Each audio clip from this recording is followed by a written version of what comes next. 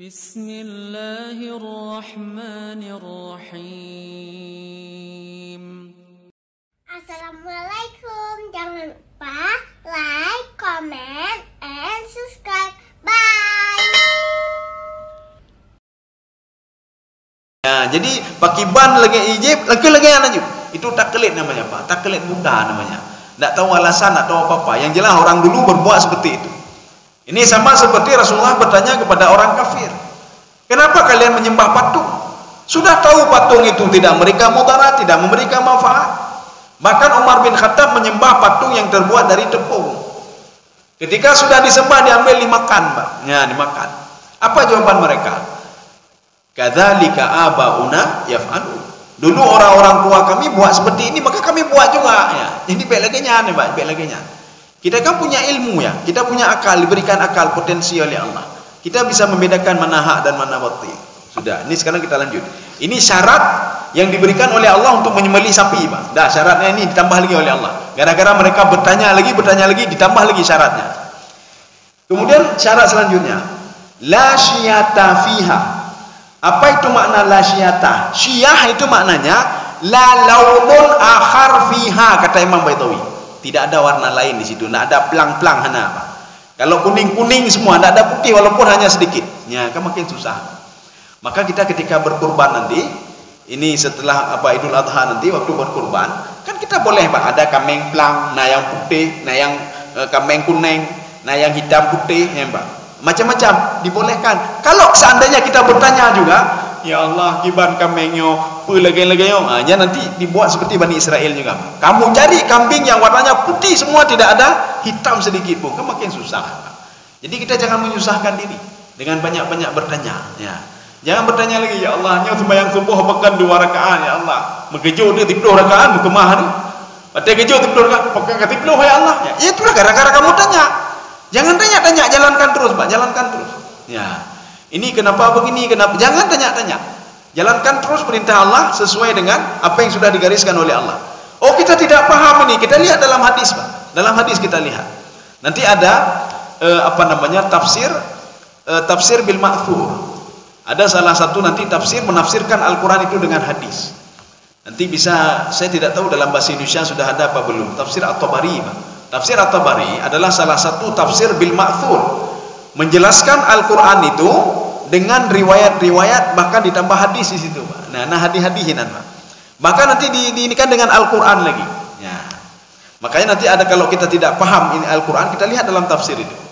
Atau bisa juga lihat dalam tafsir-tafsir yang lain. Ya, kita lanjut. Ini makna la syiyata fiha. La launun fiha yukhalifu launun jilduha. Tidak ada warna lain yang masuk ke dalam warna itu. Kalau dalam terjemahan apa tadi? Pelang apa itu, Pak? Ya. Tidak ada belang. Ya, belangnya artinya putih sedikit pun tak boleh. Kalau dia kuning-kuning semua, kata Allah, nya kepala awaknya, Pak. Maka setelah itu mereka cari yang seperti yang mereka inikan tadi, Pak. Qalul ana ji'ta bil haqq. Ya, coba dibaca potongannya. Mereka berkata, sekarang berulang kamu menerangkan hakikat sapi betina yang sebenarnya. Nah, ini apa kata Bani Israel? Itu kalimatnya kan panjang sekali, Pak. Apa kata Bani Israel? Nah, kalau ini baru lengkap. Ya, nampak. Ini baru jelas. Tetapi walaupun jelas, yang susah mereka juga sendiri, Pak. Harus cari kambing, sapi yang tidak tua, sapi yang tidak terlalu muda. Harus cari sapi yang warnanya kuning sekali, Pak. Harus mencari sapi yang tidak mengairi sawah, tidak membajak sawah. Harus mencari sapi yang tidak ada aib, sedikit pun tidak ada aib. Harus mencari sapi yang tidak ada belangnya. 5 semua. Coba kamu cari itu, kata Allah. Karena kamu banyak bertanya. Ya, Pak. Maka jangan banyak bertanya supaya jangan diberikan syarat-syarat yang banyak lagi. Ya. Ini maksudnya qalul ana ji'ta bil haq. Sekarang ya Musa, kamu sudah mendatangkan sifatnya, sifat yang yang benar. Fadhabahuha wa ma kadu yaf'alun. Ya, coba dibaca. Kemudian mereka menyembelihnya dan hampir saja mereka tidak melaksanakan perintah itu. Ya. Ini perkataan meminta penjelasan itu adalah salah satu alasan saja, Pak, untuk tidak menyembelih. Ya, untuk tidak menyembelih. Tetapi setelah diberikan perincian oleh Nabi Musa alaihissalam, mereka tidak bisa mengilah lagi, Pak. Tidak bisa cari jalan keluar lagi. Sehingga mereka apa? Fadzabahuha. Mereka sembelih sapi yang dimaksudkan oleh Allah tadi, tetapi apa? Wa makadu yaf'alu. Hampir-hampir mereka tidak melakukannya. Kalimat kada itu artinya apa? Sangat dekat sekali untuk tidak berbuat. Ya. Seperti orang ketika ditanya, ini Bapak ada zakat mal tahun ini? Dia nanya lagi, dia bawa ke tempat lain, zakat mal itu bagaimana? Ini bagaimana? Itu ada indikasi untuk tidak mengeluarkan zakat mal ini. Itu tidak mengeluarkan zakat mal. Ini maknanya kada. Sehingga dalam hadis Rasulullah, kadal fakru ayakuna kufran. Orang-orang fakir itu mendekati kepada kekafiran. Kenapa mendekati kepada kekafiran? Ini makna kada. Jadi kada itu apa namanya? Sebuah kalimat menggunakan untuk apa, menggambarkan begitu dekatnya, itu kada. Kadal fakru ayakuna kufra. Itu banyak orang-orang fakir itu karena dia apa, imannya pun sudah kurang, hartanya tidak ada, dia bisa ke kafir, kata Rasulullah SAW. Bisa digoda oleh orang lain untuk menjadi orang kafir. Itu makna kada. Ini begitu juga. Fadzabahuha wa makadu yafalu. Karena kadu ada waw itu menunjukkan jamak. Artinya mereka Bani Israel itu hampir tidak mau menyembelih sapi yang sudah diperintahkan oleh Allah kepada mereka. Ya. Kita begitu juga nanti. Ketika datang panitia rumah, Pak, pernah mengkurban dahnya lemah siapa, Pak? Habis tanya ulang. Pernah lemah kampung kan? Oh, nampak lemah nak belah lemah lu. Kiban lemah ji, pai halu kala ni lah lemah ji, nyamba. Oh, rayu dah ni. Imita yang ubud, ya nyobud dah ni, Pak. Ada yang sedang, oh masang nak lihat apa? Ya. Nah yang warna lagi, oh nah warna lagi. Kita cari lagi alasan, Pak. Ini maknanya kada. Hampir-hampir dia tidak mau menyembelih. Ya. Sekarang kita lanjut ayat selanjutnya. Ayat 72. Wa id qataltum nafsam fadara'tum fiha. Wallahu mukhrijum ma kuntum taktumun. Coba dibaca. Nanti akan kita hubungkan ayat ini dengan ayat di atas. Dan dalam huruf ingatlah ketika kamu membunuh seorang manusia. Sudah. Ya. Ingat hai Musa, ketika kaummu membunuh apa namanya? Membunuh manusia. Seorang manusia. Ini kalimat ini, kalau kita lihat kok ada apa hubungannya dengan ayat di atas, Pak? Dalam kajian tafsir ada namanya munasabah. Munasabah itu apa? Setiap ayat Al-Quran selalu terkait satu sama lainnya. Makanya dari Bismillahirrahmanirrahim, Alhamdulillahirrabbilalamin itu terkait, terus terkait, Pak. Kalau kita ingin lihat kaitannya, lihatlah dalam tafsir Sya'rawi, Pak. Imam Sya'rawi, Imam Baitawi begitu juga, Imam Baitawi, Pak. Ketika mau ke ayat selanjutnya, beliau mengatakan hubungan Al-Baqarah dengan Ali Imran ini, hubungan Al-Fatihah dengan Al-Baqarah ini, hubungan Ali Imran dengan An-Nisa ini, hubungan An-Nisa dengan, makanya dari bismillah dimulai dengan ba sampai qul a'udzu birabbin nas terakhir kan sin. Maka ba sin. Imam Sya'rawi mengatakan bas itu apa? Cukuplah. Arti cukup apa? Kesempurnaan Al-Qur'an. Dari ba saja sama sin saja berhubungan semuanya. Semua berhubungan. Ayat ini tidak terputus satu sama lainnya, semua terkait. Kenapa Allah suruh menyembelih sapi? Kenapa sifat-sifat sapi sedemikian rupa? Karena wa'id qataltum nafsan. Salah seorang daripada umatmu ya Muhammad, ya Musa, sudah membunuh satu orang lain. Makanya saya suruh beli sapi. Ya, ini ada hubungannya dengan ini. Wa'id qataltum nafsan fadara'tum fiha. Di dalam Taurat itu ada hukum seorang kalau membunuh harus dikisas. Itu ada dalam Taurat. Makanya Nabi Musa alaihissalam protes kepada Nabi Khidir. Ketika Nabi Khidir itu membunuh seorang anak. Kalau kita melihat seorang anak, tegai pohon umin, walaupun dia itu berbuat apa nama anak kecil masih, Pak. Tetapi dijelaskan oleh Ibnu Abbas. Apa kata Ibnu Abbas? Itu bukan anak kecil lagi, Pak. Itu bukan anak kecil. Tetapi apa? Dia syabun, seorang pemuda kafir. Kemudian seorang pemuda qati'ut tariq. Dia itu perompak. Dia membunuh orang lain. Makanya dibunuh oleh Nabi Khidir alaihissalam. Nabi Musa bertanya, "Aqatalta nafsan zakiyatan bighairi nafsin?" Kamu sudah membunuh seseorang yang dia tidak pernah membunuh orang lain. Nabi Musa tidak tahu kalau pemuda ini sudah banyak yang dia bunuh, Pak. Nggak tahu Nabi Musa, karena di tangan dia kan pisau itu. Maka Nabi Khidir alaihissalam membunuh pemuda ini dengan pisaunya sendiri. Diambil pisaunya, kemudian dia dipotong lehernya. Dalam satu riwayat lagi, pemuda ini ditarik oleh Nabi Khidir, kemudian kepalanya diantuk ke sebuah dinding, Pak. Ada dinding gua di situ, sehingga dia meninggal dunia. Ketika Nabi Khidir menjelaskan kepada Nabi Musa baru tahu, oh rupanya seperti itu.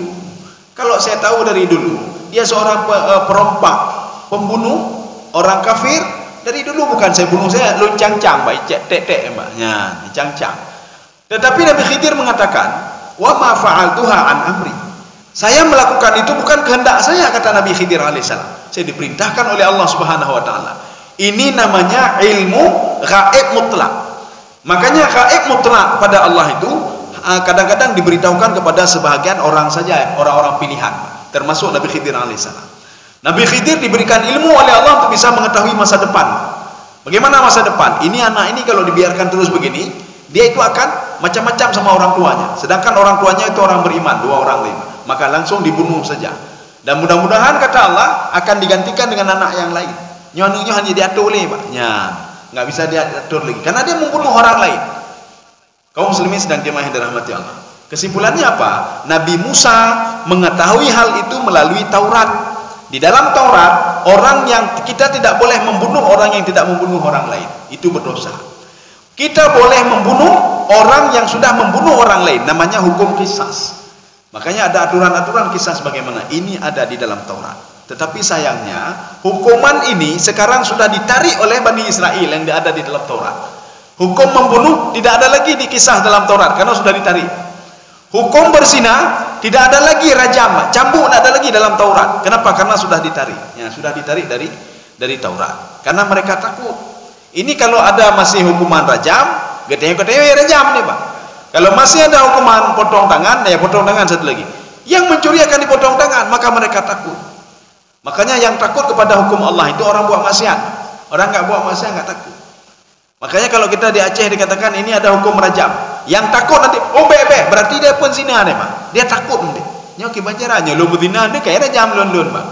Tetapi bagi kita itu kita senang nih, Pak. Senang bagaimana? Bah gede. Makanya nanti tidak ada lagi kemaksiatan, Pak. Orang nggak berani lagi untuk berzina. Dia pikir-pikir berapa kali untuk berzina. Kaum muslimin sedang jemaah yang dirahmati Allah. Ini maksudnya wa id qataltum nafsan faddaratum fiha. Apa maksud faddaratum fiha? Itu fa sababiyah. Dengan sebab terbunuhnya tadi, faddaratum fiha. Kalian berselisih paham. Apa maksud berselisih paham? Ini bagaimana kita tahu pembunuhnya? Rupanya pembunuhnya dia pintar, Pak. Dia ambil, kan ada 12 kaum. Dia ambil ini saudaranya ini dibawa ke kaum satu lagi, diletakkan di situ. Dengan asumsinya apa? Pembunuhnya adalah yang paling dekat dengan jasad itu. Makanya dia ini yang membunuh melapor ke Nabi Musa. Wahai Nabi Musa, saudara saya sudah dibunuh. Beliau yang terbunuh ini sudah tua, tapi belum meninggal juga. Dia sudah tua, umur 70, 80. Apa? Kalau kita ya 70, 80. Tapi kalau masa itu sudah ratusan umurnya. Artinya sudah tua, beliau sudah tua. Karena sepupunya ini dia tidak mau lama-lama, Pak. Dia ingin mengambil harta warisan. Maka dia bunuh, ya, Pak. Makanya kalau ada pembunuhan sekarang, itu tidak perlu heran lagi, Pak. Dari dulu sudah ada itu, Pak. Demi harta warisan dia bunuh. Bahkan kan ada seorang anak, ketika dia tidak mau merawat lagi orang tuanya, Pak. Orang tua haji kastro. Hai rawat le, ico ibah runci, Pak. Iya ibah, Pak. Ya, Pak. Jadi makanya ini nanti hukum di dalam tafsir itu namanya istidrad. Istidrad, bukan istidraj, tidak. Istidrad. Ada ta, ada ra, ada dal. Kalau istidraj, istidraj. Arti istidraj apa? Pemberian nikmat tapi untuk mengazab. Itu istidraj namanya. Nikmat terus bertambah tapi untuk mengazab. Tapi kalau istidrad artinya ada hubungan dengan masa lalu kita. Kita hari ini dizalimi oleh orang lain. Ingatlah dulu kita juga pernah menzalimi orang lain. Ya itu, Pak. Itu istidrad namanya, Pak. Oh, cukup tekek hati lun, bukan. Dizalimi itu bulan. Berarti ingat kita dulu pernah menzalimi orang lain, Pak. Itu istidrad namanya. Ya. Makanya kejadian Nabi Musa kan ada juga istitratnya, ada istitratnya. Ya sama seperti pemuda tadi. Pemuda tadi membuang orang tuanya, itu istitrat. Bisa saja dulu orang tuanya sering membuang anaknya. Hanai-hanai dianggap anak. Maka jangan salahkan. Kalau anak juga tidak menganggap itu orang tuanya nanti. Ya. Seperti yang Rasulullah sabdakan. Kalau kamu ingin dihormati oleh anakmu, maka hormatilah orang tuamu. Maka kalau kamu tidak hormati orang tuamu, jangan pernah harap dihormati oleh anakmu. Maka kalau ada seorang anak yang membentak orang tuanya, perlu kita ketahui, dulu kita juga pernah membentak orang tua kita. Ya, Pak. Itu istitrat namanya. Jadi artinya apa? Harus kita jaga sedemikian rupa. Kalau kita menyakiti, mendalimi anak kita ini, apa namanya? Kita mendalimi orang tua kita, maka nanti anak itu akan mendalimi kita. Atau kita mendalimi anak kita, ketika kita tua, dia akan mendalimi kita juga. Tak kena anak, Pak. Anak tak kena. Maka ketika kita tua nanti idena aja lihat nih. Ya. Jadi apa? Nikmati saja. Aku tak kena demam, aku tak kena. Paling enggak kita berikan nasihat saja. Ya. Ini makna fadaratun fiha. Jadi fadaratun fiha ketika terjadi pembunuhan, artinya kalian saling berselisih paham satu sama lainnya. Siapa yang membunuh? Allah ingin memberitahukan begini. Ketika kalian dalam posisi susah, minta tolonglah kepada saya. Saya akan memberikan jalan keluar. Tidak ada yang susah, kata Allah. Tidak ada yang susah. Makanya Allah mengatakan dalam Al-Quran, fa inna ma'al usri yusra. Inna ma'al usri yusra. Diulang 2 kali, coba perhatikan kalimatnya apa. Fa inna ma'al usri, menggunakan alif lam. Yusra. Kenapa tidak al yusra? Kenapa tidak fa inna ma'al usri al yusra? Kenapa satu pakai alif lam, satu tidak pakai alif lam? Diulangi satu lagi. Inna ma'al usri pakai alif lam, yusra tidak pakai alif lam. Sesungguhnya ini kalau terjemahannya Pak, ma'al usri yusra, ada susah ada mudah, ada susah ada mudah. Maksudnya ketika alif lam dia pakai alif lam, Allah mengatakan begini, ini dalam tafsirnya Pak, problem itu satu ya, satu problem kita susah, tidak punya duit susah, tidak punya jabatan susah, itu problem kita Pak. Anak tidak bisa kuliah susah, tidak punya duit untuk kuliah anak susah juga Pak. Intinya satu Pak, masalahnya satu, susah. Tetapi Allah katakan yusra tidak pakai alif lam. Karena tidak pakai alif lam, penafsir mengatakan al yusra yang pertama tidak sama seperti yusra yang kedua. Artinya 2 jalan keluar diberikan oleh Allah. Susahnya satu, jalan keluar 2. Mana jalan keluar 2? Kita susah di dunia, jalan keluar 2. Di dunia diberikan jalan keluar, di akhirat juga dapat jalan keluar. Jadi maka untuk siapa jalan keluar ini? Mayyattaqillaha yaj'al lahu makhraja. Kalau kamu bertakwa, kamu teringat kepadaku, akan aku berikan jalan, kata Allah. Ini makna ini, Pak. Kalau kamu ada masalah, maka Allah mengatakan lagi, wallahu mukhrijum ma kuntum taktumun. Ya, coba dibaca. Dan Allah sedang menyingkapkan apa yang selama ini kamu sembunyikan. Ya, maksudnya begini. Kita susah ya Pak, kita susah. Bagaimana caranya? Kita minta tolong sama tetangga, dia lebih susah lagi. Ya Pak. Tanya pada tetangga, oh maka gura adanya utang 1 juta gimana cara ada bayu hanya ada bayu le dekat tetangga. Dijawab oleh tetangga, dorang 1 juta, lu kali 5 juta, hana lu bayu lama, hana moho aje. Kita susah, dia makin susah lagi Pak. Maka bagaimana caranya? Minta tolong, kita berdoa kepada Allah Pak. Ya Allah berikan jalan keluar. Bisa saja jalan keluar dengan cara yang berbeda Pak. Kenapa? Kita yakin fa inna ma'al usri yusra. Inna ma'al usri yusra Pak. Dari kesusahan itu akan muncul apa nama? Tapi dengan syarat kata Allah, mayyattaqillaha yaj'al lahu makhraja. Barang siapa yang bertakwa. Takwa itu apa? Kata Imam Al-Qurtubi, takwa itu mayyattaqi aqwalahu af'alahu. Orang yang bisa menjaga mulutnya, bisa menjaga anggota tubuhnya termasuk hatinya, Pak. Itu orang bertakwa. Maka kalau ada orang yang masih mendalimi orang lain, itu bukan orang bertakwa. Masih ada orang yang makan haram, bukan orang bertakwa. Maka orang yang makan haram jangan pernah harap diberikan jalan keluar oleh Allah. Orang yang berbuat maksiat jangan pernah dapat jalan keluar dari Allah. Orang yang sering mendalimi orang lain jangan pernah dapat jalan keluar dari Allah Subhanahu wa taala.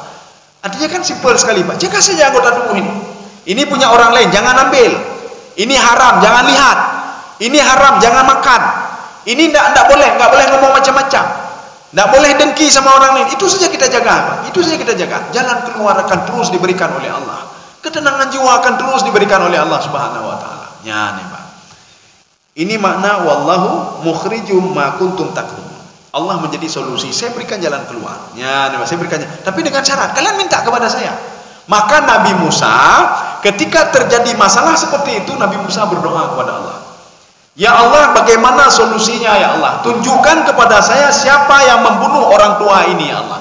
Itunya sudah dua orang tua tadi, Pak.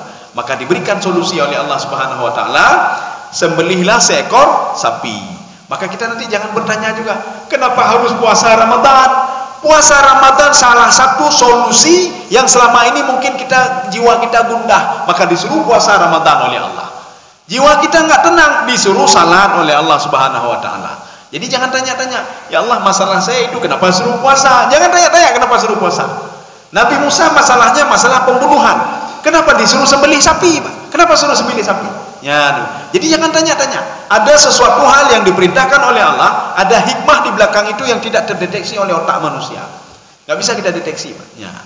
Karena apa? Keterbatasan akal manusia untuk berpikir. Ini seperti Abu Lahab dan Abu Jahal.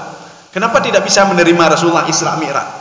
Secara akal waktu itu kendaraan yang paling hebat adalah onta, lain tidak ada, Pak. Kalau seandainya pada masa Abu Jahal itu ada jet tempur pesawat, Pak. Ada pesawat atau roket, mereka akan percaya. Oh, nah roket, percaya, Pak. Tapi kenapa perkembangan teknologi waktu itu tidak mendukung mereka? Tapi Al-Quran sudah menceritakan lebih daripada teknologi, Pak. Seorang itu diperjalankan oleh Nabi Muhammad, Masjidil Haram, Masjidil Aqsa, Sidratul Muntaha, kembali lagi dalam sebahagian malam. Pergi habis Isya, kembalinya subuh. Secara logika tidak mungkin, karena tidak mendukung, Pak. Tetapi lama-lama kan sekarang kita kan sudah percaya. Berangkat ke Jakarta cuma berapa jam saja. Kalau dulu 4 hari 3 malam ngembes, Pak, puronya ngembes. Ngidangnya lebih-lebih alam, dibunuh terus ke hebat. Tapi ini bisa dalam waktu 3 jam ke sana. Kan luar biasa teknologi, Pak. Kalau seandainya dipikir oleh Abu Lahab dulu itu nggak mungkin ini ke Jakarta 3 jam, mana mungkin. Tetapi akibat perkembangan teknologi semua mungkin. Ya. Kaum muslimin sedang jemaah yang dirahmati Allah. Saya rasa cukup sekian. Mudah-mudahan ada manfaatnya bagi saya sendiri jemaah sekalian. Subhanakallah bihamdika, asyhadu an la ilaha illa anta, astaghfiruka wa atubu ilaik. Assalamualaikum warahmatullahi wabarakatuh. Terima kasih.